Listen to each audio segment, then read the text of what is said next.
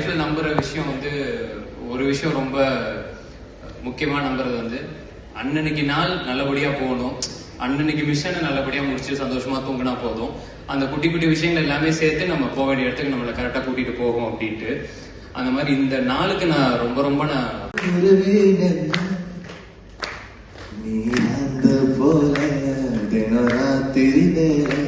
வந்து கொஞ்சம்